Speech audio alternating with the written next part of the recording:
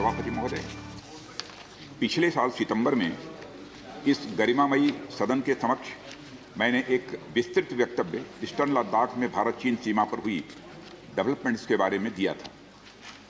मैंने यह बताया था कि चीन द्वारा पिछले वर्ष अप्रैल मई 2020 के दौरान ईस्टर्न लद्दाख की सीमा के समीप भारी संख्या में शस्त्र बल तथा गोला बारूद आदि इकट्ठा कर लिया गया था।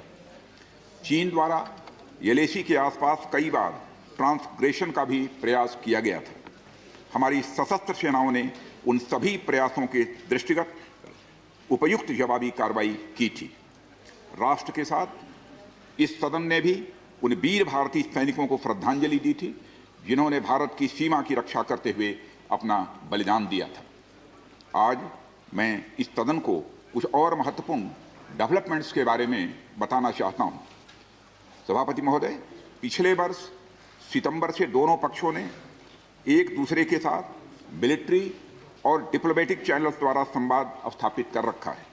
हमारा यह लक्ष्य है कि एलएसी पर डिसएंगेजमेंट तथा यथास्थिति हो जाए ताकि पीस एंड ट्रैंक्विलिटी पुनः स्थापित हो सके। मैं संक्षेप में वहां की ग्राउंड सिचुएशन के बारे में सदन को दोबारा अवगत कराना चाहता हूं। सदन को ज्ञात है कि चीन ने अनधिकृत तरीके से लद्दाख केंद्र शासित प्रदेश के लगभग 38,000 वर्ग किलोमीटर पर 1962 के संघर्ष के समय से कब्जा बना लिया है। इसके अतिरिक्त पाकिस्तान ने अनधिकृत तरीके से पाक ऑक्युपाइड कश्मीर में भारत की लगभग 5,180 वर्ग किलोमीटर भूमि तथा कथित चीनो पाकिस्तान बाउंड्री एग्रीमेंट 1963 के तहत चीन को दे दिया है। इस प्रकार चीन का 43,000 वर्ग किलोमीटर से ज़्यादा भारतीय भूमि पर अनधिकृत कब्जा है। चीन पूर्वी क्षेत्रों में भी अरुणाचल प्रदेश की सीमा पर करीब 90,000 वर्ग किलोमीटर 90,000 वर्ग किलोमीटर भूमि को अपना बताता है। भारत ने इन अनजस्टिफाइड क्लेम्स तथा अनधिकृत कब्जे को कभी भी स्वीकार नहीं किया है। सभापति महोदय, मैं सदन को यह भी बताना चाहता हूं कि भारत ने चीन को हमेशा यह कहा है कि बाइलेटरल रिलेशंस दोनों पक्षों के प्रयास से ही विकसित हो सकते हैं। साथ साथ ही सीमा के प्रश्न को भी बातचीत के जरिए ही हल किया जा सकता है, परंतु येलेसी पर पीस एंड ट्रैंक्विलिटी में किसी प्रकार की प्रतिकूल स्थिति का हमारी बाइलेटरल टाइज पर बुरा असर पड़ता है। इससे चीन भी अच्छी तरह अवगत है।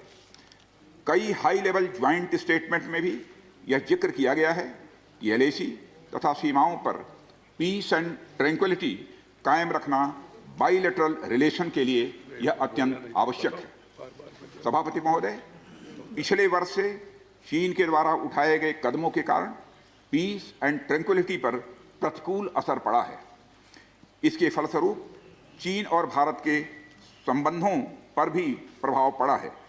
उच्च स्तर पर चीन के साथ कई बार बातचीत के दौरान, जिसमें मेरे द्वारा चीनी रक्षा मंत्री के साथ पिछले सितंबर की बैठक और मेरे सहयोगी विदेश मंत्री श्री जयशंकर जी की चीनी विदेश मंत्री के साथ तथा हमारे एनएसए श्री अजीत जी डोभाल की अपने चीनी काउंटर पार्ट के साथ बातचीत शामिल है।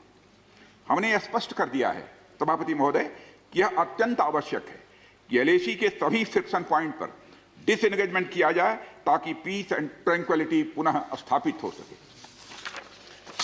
सभापति महोदय, पिछले वर्ष मैंने इस सदन को अवगत कराया था कि एलएसी के आसपास ईस्टर्न लद्दाख में कई फ्रिक्शन एरियाज बन गए हैं।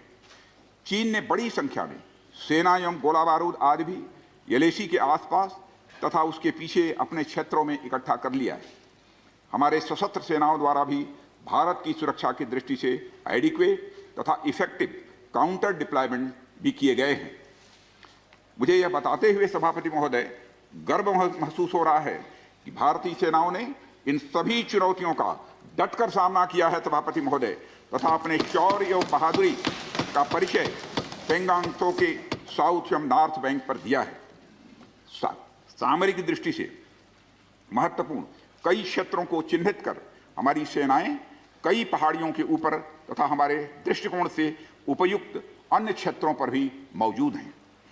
भारतीय सेनाएं अत्यंत बहादुरी से लद्दाख की ऊंची दुर्गम पहाड़ियों तथा कई मीटर बर्फ के बीच में भी सीमाओं की रक्षा करते हुए अडिग हैं और इसी कारण हमारा एज बना हुआ है। सभापति महोदय, हमारी सेनाओं ने इस बार भी यह साबित करके दिखाया है कि भारत की संप्रभुता एवं अखंडता की रक्षा करने में वे सदैव हर चुनौती से लड़ने के लिए तत्पर हैं और अनवरत कर रहे हैं। सभापति महोदय, पिछले वर्ष से मिलिट्री एंड डिप्लोमेटिक लेवल पर चीन के साथ हमारा संबंध बना रहा है। इस बातचीत में हमने चीन को यह बताया है कि 3 सिद्धांतों के आधार पर हम इस समस्या का समाधान चाहते हैं। फर्स्ट, दोनों पक्षों द्वारा एलएसी को माना जाए और उसका आदर किया जाए। दूसरा, किसी भी पक्ष द्वारा यूनिलेटरली स्टेटस को बदलने का प्रयास न किया जाए। तीसरा, सभी समझौतों का दोनों पक्षों द्वारा पूर्ण रूप से पालन किया जाए। सभापति महोदय, फ्रिक्शन क्षेत्रों में डिसएंगेजमेंट के लिए भारत का यह मत है कि 2020 की फॉरवर्ड डिप्लॉयमेंट जो एक दूसरे के बहुत नजदीक हैं वे दूर हो जाएं और दोनों सेनाएं वापस अपनी अपनी स्थायी एवं मान्य चौकियों पर वापस लौट जाएं।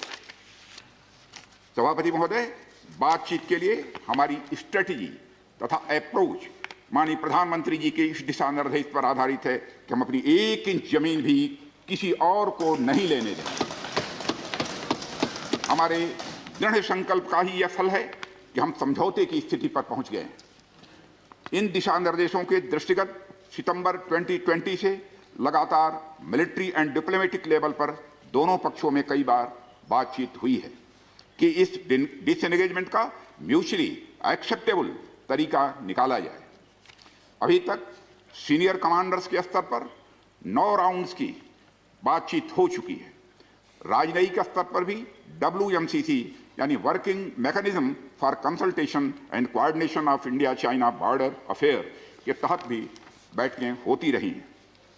सभापति महोदय, मुझे सदन को यह बताते हुए खुशी हो रही है कि हमारे इस अप्रोच तथा सस्टेन्ड टॉक्स के फलस्वरूप चीन के साथ पैंगोंग लेक के नॉर्थ एवं साउथ बैंक पर डिसएंगेजमेंट का समझौता हो गया है और इस बात पर भी सभापति महोदय इस बात पर भी सहमत हो गई है कि पैंगोंग लेक से पूर्व पैंगोंग लेक से पूर्ण डिसएंगेजमेंट के 48 आवर्स के अंदर सीनियर कमांडर स्तर की बातचीत हो तथा बाकी बचे हुए मुद्दों पर भी हल निकाला जाए।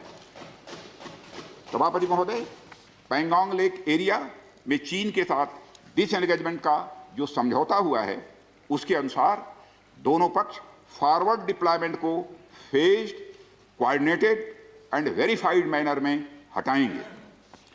चीन अपनी सेना की टुकड़ियों को नॉर्थ बैंक में फिंगर 8 के पूरब की दिशा की तरफ रखेगा और इसी तरह भारत भी अपनी सेना की टुकड़ियों को फिंगर 3 के पास अपने permanent base Dhan Singh Thapa post पर रखेगा। इसी तरह की कार्रवाई साउथ बैंक एरिया में भी दोनों पक्षों द्वारा की जाएगी। ये कदम आपसी समझौते के तहत बढ़ाए जाएंगे तथा जो भी निर्माण आदि दोनों पक्षों द्वारा अप्रैल 2020 से नॉर्थ एंड साउथ बैंक पर किया गया है उन्हें हटा दिया जाएगा और पुरानी स्थिति कायम कर दी जाएगी।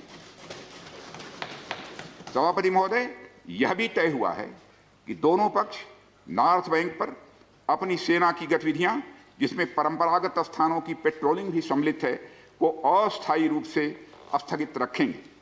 पेट्रोलिंग तभी शुरू की जाएगी जब सेना एवं राजनयिक स्तर पर यानी डिप्लोमेटिक लेवल पर आगे बातचीत करके समझौता बनेगा। इस समझौते पर कार्रवाई कल से नॉर्थ एंड साउथ बैंक पर प्रारंभ हो गई है। यह उम्मीद है इसके द्वारा पिछले साल के गतिरोध से पहले जैसी स्थिति बहाल हो जाएगी। सभापति महोदय, मैं इस सदन को आश्वस्त करना चाहता हूं कि इस बातचीत में हमने कुछ भी खोया नहीं है। सभापति महोदय, सदन को यह भी जानकारी देना चाहता हूं अभी भी LAC पर डिप्लॉयमेंट तथा पेट्रोलिंग के बारे में कुछ आउटस्टैंडिंग इशूज बचे हुए हैं। इन पर हमारा ध्यान आगे की बातचीत में रहेगा।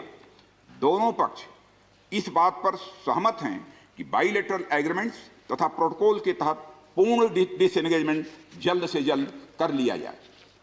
अब तक की बातचीत के बाद चीन भी देश की संप्रभुता की रक्षा के हमारे संकल्प से पूरी तरह और अच्छी तरह अवगत है। हमारी यह भी अपेक्षा है कि चीन द्वारा हमारे साथ मिलकर बचे हुए मुद्दों को हल करने का पूरी गंभीरता के साथ प्रयास किया जाएगा।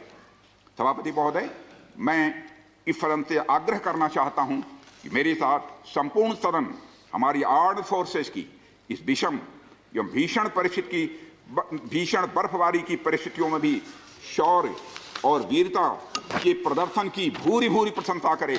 और सभापति महोदय, मैं ये कहना चाहता हूं कि जिन शहीदों के शौर्य और पराक्रम की नींव पर यह डिसएंगेजमेंट आधारित है, उन्हें देश सदैव याद रखेगा। सभापति महोदय, मैं इस बात से भी पूरी तरह से आश्वस्त हूं कि यह पूरा सदन, चाहे कोई किसी भी दल का क्यों न हो, देश की संप्रभुता, एकता और अखंडता और सुरक्षा के प्रश्न पर एक साथ खड़ा है और एक स्वर से समर्थन करता है कि यह संदेश केवल भारत की सीमा तक ही सीमित नहीं रहेगा, बल्कि पूरे विश्व को जाएगा। सभापति महोदय, यह बात मैं विश्वास के साथ कह सकता हूं। धन्यवाद सभापति महोदय। जय हिंद। धन्यवाद। सत श्री अकाल जी, मैं निर्मल मान ਊੜਾ ਟੈਕਸ ਸੈਟਲਮੈਂਟ ਤੋਂ। ਇਹ ਤੁਸੀਂ ਵੀਡੀਓ ਦੇਖ ਰਹੇ ਸੀ ਟੀਵੀ ਪੰਜਾਬ ਦੇ ਉੱਤੇ। ਇਹੋ ਜਿਹੇ ਹੋਰ ਜਾਣਕਾਰੀ ਭਰਪੂਰ ਵੀਡੀਓ ਦੇਖਣ ਵਾਸਤੇ ਟੀਵੀ ਪੰਜਾਬ ਦੇ ਚੈਨਲ ਨੂੰ ਸਬਸਕ੍ਰਾਈਬ ਕਰੋ ਤੇ ਨਾਲ ਹੇਠ ਦਿੱਤੇ ਹੋਏ ਬੈਲ ਆਈਕਨ ਦੇ ਬਟਨ ਦਬਾਓ। ਸਤਿ ਸ਼੍ਰੀ ਅਕਾਲ।